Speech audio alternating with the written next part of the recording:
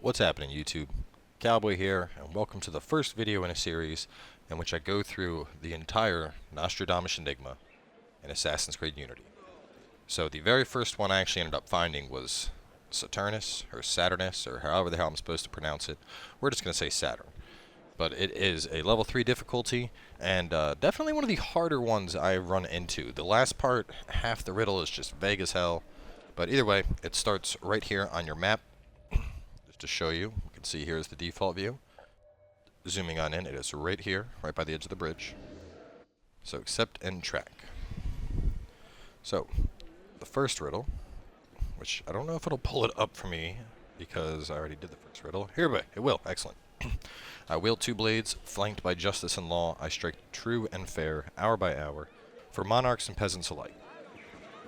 Pretty obvious we're looking for a clock, and lo and behold, just a little ways away, there is a clock waiting for you. So as you do these, you need to run up to the symbol, and when you get close enough, you press B, and it activates it. You can also use eagle vision, and then you can actually see it as you get closer. So definitely make sure you're using that to assist in your search. So let's pawn up. Oh, a little bit too high. There we go. Got our interact. Second riddle. Encircled by 24 petals of light, and oh no, I pressed B to drop. There it is, nice. But encircled by 24 petals of light, Our Lady of the Rose watches, silent as stone. O believers below, out of my way, sync points. O believers below, look to the lady lit by the setting sun, look to the blossoming rose. So, pretty obvious, 24 petals of light obviously referring to one of the stained glass windows. Our Lady of the Rose referring to Our Lady Notre Dame.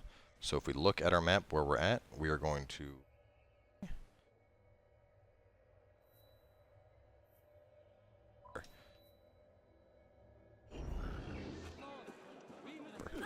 probably the fastest way is to just cut straight up this road and then cut over to the right once you get close enough, unless you want to go building hopping. Either way is fine though, whatever works. So we're gonna make our way on over to Notre Dame, show you the second one. And while we're making our way, big shout out to Volatile Gabe, who sat on Skype with me for about an hour tonight while we went through solving a few of these. They're definitely a lot trickier than in the previous instances of Assassin's Creed. The puzzles are no joke this time around. So now we are at Notre Dame. Looking up, you'll see the rose right there. It's the giant glass pane window pretty much right in the middle of my screen. So we need to get up to that. Now there's a couple ways to get up fairly quick. If we go right down here. Oh no, and has it come back? Can I use this again? No, I can't. So oh yes, we can. Excellent. For a second I didn't think it was going to let me use it because I used it previously. So once we have taken that, we're now going to that way. Well, either way, we're going to run. You can climb up the front of the building too if you prefer that. You know, it's whatever works. We're obviously having a bit of technical difficulties with our climbing right now, but we need to get over to the rose, which was that front glass pane we saw. So we are going for an over-the-top approach. There we go. Come on, get up it. Alright. We're up here. We can just hop right over this ledge, drop down, and by activating Eagle Vision, we can see right there is the second clue. Now, for the third riddle, stay with Our Lady, standing between flowing waters.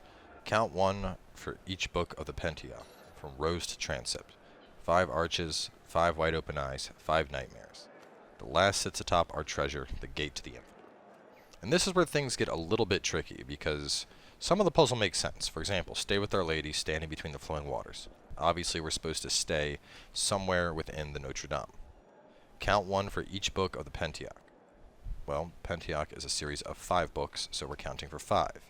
5 arches, 5 wide open eyes, 5 nightmares. Now, 5 arches makes sense because that's exactly what we're about to count.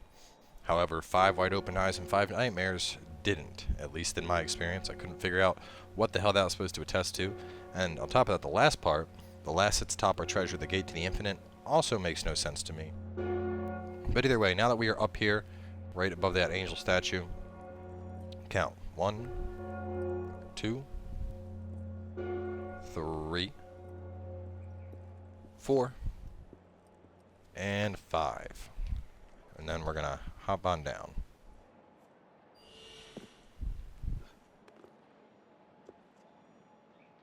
Wall eject, you son of a bitch. There we go.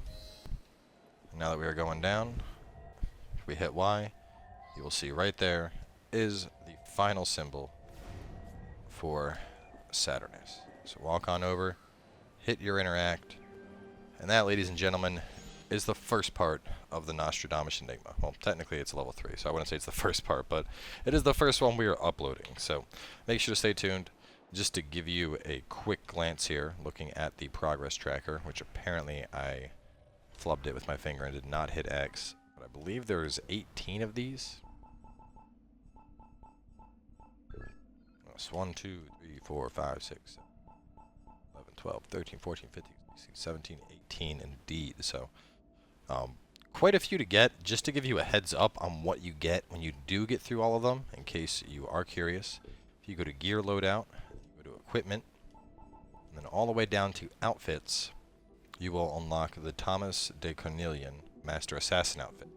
So pretty similar to a reskin of Altair's outfit, obviously a couple minor changes and of course the color change, but I mean either way it's a late game collectible, and because of that I of course have to do it because that's what I do in Assassin's Creed. So either way, make sure to stay tuned for more Nostradamus Enigma puzzle assistance, and we will see you guys with the next part.